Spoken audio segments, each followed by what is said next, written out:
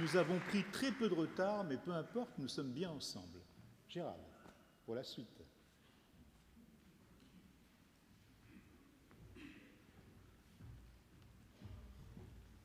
Nous voici donc arrivés pour les 2 derniers prix, les prix nationaux de la laïcité.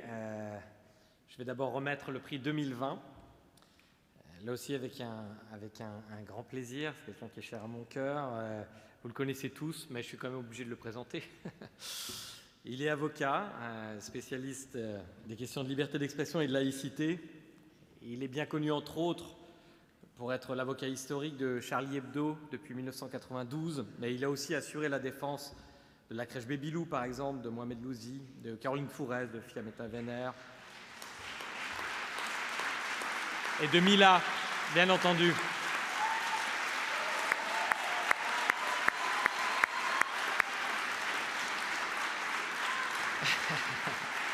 Allez, j'en rajoute encore un tout petit peu.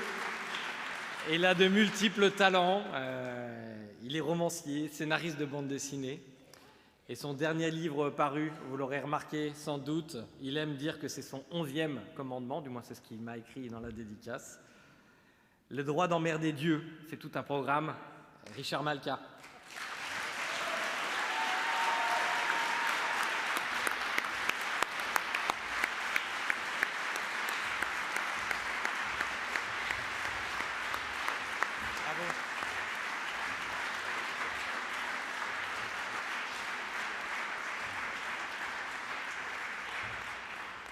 Un an que j'attendais ce prix, j'y croyais plus.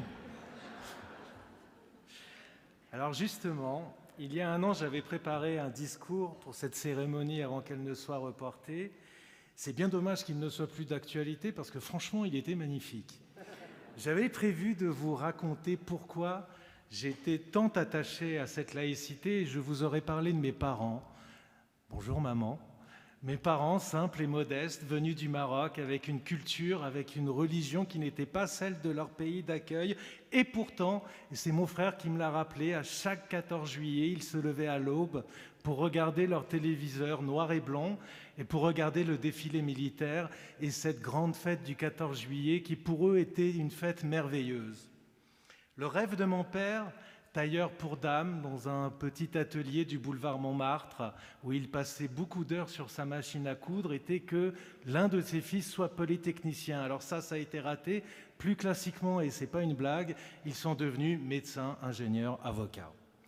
À cette époque-là, la méritocratie était une garantie de justice et d'égalité et n'était pas encore un gros mot synonyme de racisme systémique pour les beaux esprits qui dirigent une école du côté de la rue Saint-Guillaume. J'aurais aimé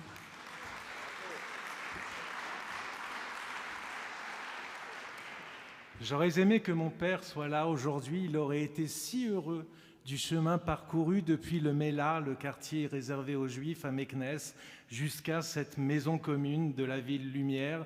Et je remercie Madame le maire de nous y accueillir.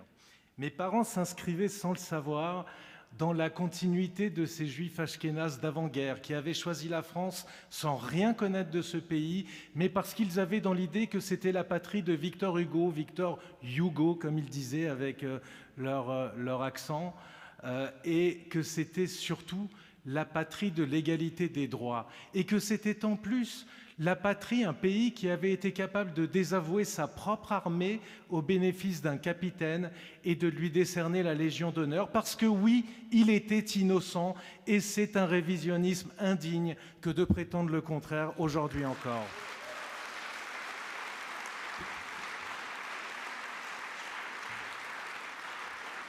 Ce que ces étrangers aimaient de la France, c'était la République laïque.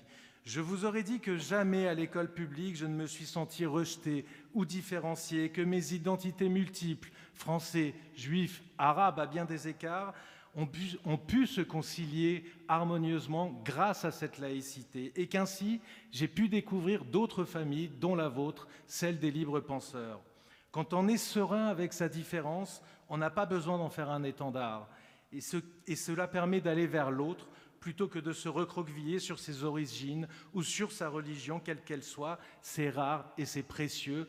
Alors, au travers des combats qui me valent ce prix aujourd'hui, je crois que je cherche à remercier cette République et à faire en sorte que peut-être les générations d'aujourd'hui et celles de demain bénéficient de cette même chance, même si je sais que malheureusement, ce n'est plus le cas, parce que, on l'a dit, c'est l'époque des replis identitaires, et si nous y résistons plus que d'autres pays, nous ne parvenons plus à fabriquer de l'universalisme. Nous n'y parvenons plus pour bien des raisons, mais surtout parce que nous avons cessé d'en être fiers et que nous n'osons plus transmettre cette transcendance qui est la nôtre, parce que oui, un pays a besoin d'une transcendance. Mais il y a un temps pour tout. Et oui, ma liberté de parole va jusqu'à citer l'Ecclésiaste. Et ce n'est plus le temps du récit. J'avais prévu de vous livrer un fragment d'histoire de la laïcité tel que Elisabeth Badinter me l'avait raconté, mais vous en serez privés aussi parce que ce n'est plus non plus le temps de l'histoire. J'aurais pu vous dire que la laïcité est la fille aînée des Lumières, mais il n'est plus davantage le temps de philosopher. Aujourd'hui, c'est le temps de l'action, de l'engagement, du combat, du réveil, pour être fidèle à ce que nous incarnons aux yeux du monde et pour lui offrir un autre modèle que le communautarisme anglo-saxon qui a enfanté d'un enfant monstrueux qui s'appelle le wokisme, qui est la séparation de tous d'avec tous, ce qui conduira à la méfiance de tous à l'égard de tous, puis à l'hostilité, puis au conflit de tous contre tous. Votre prix m'aidera, il m'honore, il me touche au-delà de ce que vous pouvez imaginer, mais ce n'est plus non plus le temps des récompenses. Vous êtes les protecteurs d'une idée malmenée, torturée et trahie depuis des décennies par nombre d'enfants gâtés de ce pays, au titre plus ronflants les uns que les autres, qu'ils soient sociologues du CNRS ou membres du Collège de France. Vous êtes les défenseurs...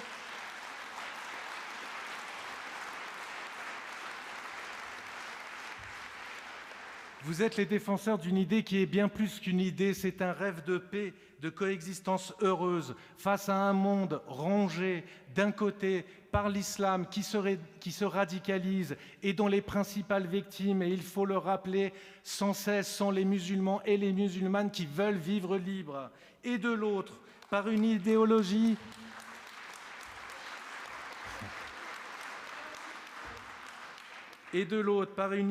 anglo-saxonne obscurantiste qui transforme des bibliothèques en bûchers, retire des tableaux des musées et font des universités de gigantesques terrains de chasse aux sorcières, excluant toute contradiction. Vous êtes ceux grâce à qui la religion restera une affaire privée, éminemment respectable, mais à partir du moment où elle reste privée et où elle n'ampute pas notre créativité, où elle n'écrase pas nos vies, où elle n'enchaîne pas nos libertés. Vous êtes ceux pour qui ce qui est insupportable et offensant, ce n'est pas de critiquer des religions, mais c'est qu'une adolescente de 16 ans soit obligée de vivre comme Salman Rushdie dans notre pays, après 100 000 menaces de mort et en étant sans cesse suivie par des policiers. Vous êtes ceux qui n'accepteront jamais qu'une ancienne candidate à la présidence de la République de gauche accable cette jeune fille et que des universitaires se répandent sur tous les plateaux télé en nous expliquant qu'il faudrait renoncer au droit de critiquer les religions parce que cela ferait de la peine à certains. Vous êtes ceux qui n'accepteront pas le retour d'une idéologie moyenâgeuse et qui ne trouveront jamais d'excuses à ceux qui tuent. Vous êtes ceux qui ne supporteront jamais non plus le pas-de-vaguisme dans nos écoles et dans nos collèges, accompagnés et encouragés parfois par une partie de la hiérarchie de l'éducation nationale, par les fédérations de parents d'élèves et par certains syndicats.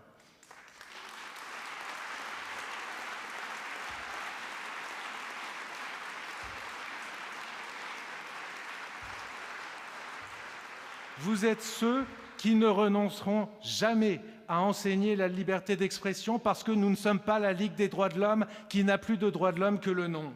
Vous êtes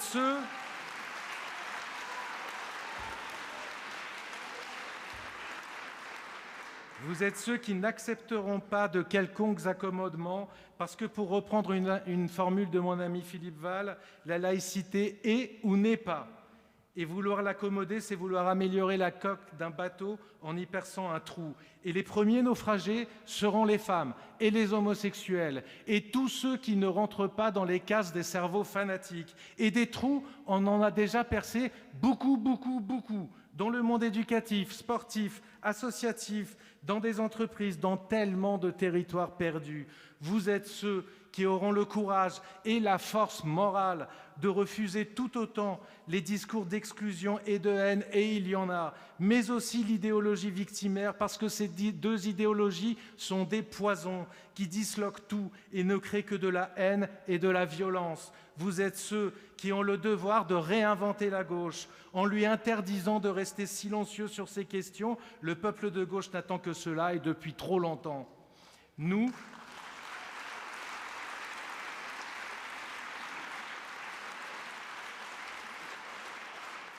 voulons jouir des libertés, et pas que, et il fut un temps où c'était un programme de gauche, avant qu'une partie d'entre elles ne soit trop occupée à dresser des listes de malpensants dans leur propre camp et à justifier le communautarisme. Les coups ont été rudes depuis 20 ans. Nous avons été islamophobes, extrémistes laïcards, ringards, appartenant à l'élite blanche, ce qui en me concerne est quand même un comble, uniquement parce que nous n'acceptons pas d'être privés du plaisir de rire des caricatures, que nous souhaitons qu'une crèche puisse toujours faire le choix de la neutralité religieuse et que nous ne voulons considérer ni les couleurs, ni les religions, ni les origines. Vous savez que nous n'inventons pas les dangers, parce que si nous inventions les dangers, alors nos amis ne seraient pas morts, il n'y aurait pas eu de juifs tués à l'hypercachère, ni de policiers dans les rues, ni d'hommes d'église, ni de passants, ni de jeunes aux terrasses, et Samuel Paty n'aurait pas été décapité.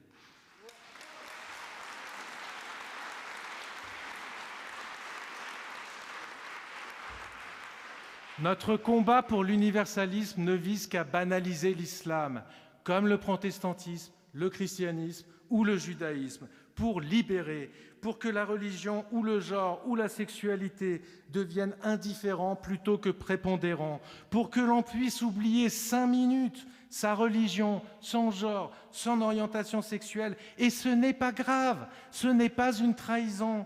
Pour paraphraser Aristide Briand, la laïcité n'est pas une hostilité, c'est une libération. Est-ce que l'on peut encore tenir ce discours à gauche? Est-ce que je peux dire que cette obsession à revendiquer ces différences me donne la nausée, parce que c'est le contraire de la complexité humaine, parce que c'est un appauvrissement de notre humanité qui, cher monsieur Mélenchon, chère madame Rousseau, ne nous mènera nulle part ailleurs qu'à des gares tribales. Précisément parce que l'universalisme est en danger, et ce n'est certainement pas le candidat dont tout le monde parle qui le défendra, on en voit aujourd'hui l'intérêt bien davantage qu'hier. Il y a une attente massive qui n'est pas satisfaite et ce vide permet à tous les discours populistes de séduire.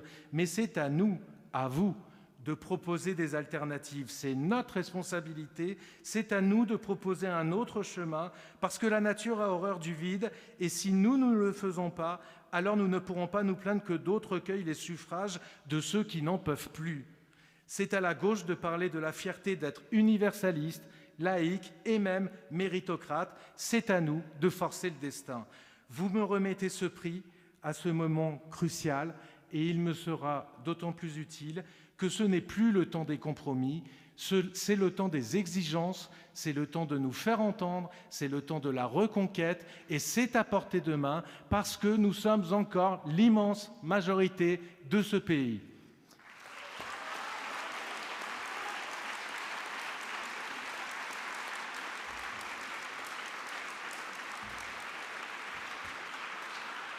Quelques mots pour finir, pour vous dire qu'ici, pour moi, ce sera aussi toujours le temps du souvenir, parce que, évidemment, je me rappelle de Charb à cette tribune en 2012. Et vous étiez nombreux à être déjà présents. Alors, Charb, si tu es là-haut en train de fumer un gros cigare avec le Dieu des Juifs, des chrétiens et des musulmans, t'inquiète pas, on lâchera rien. Merci.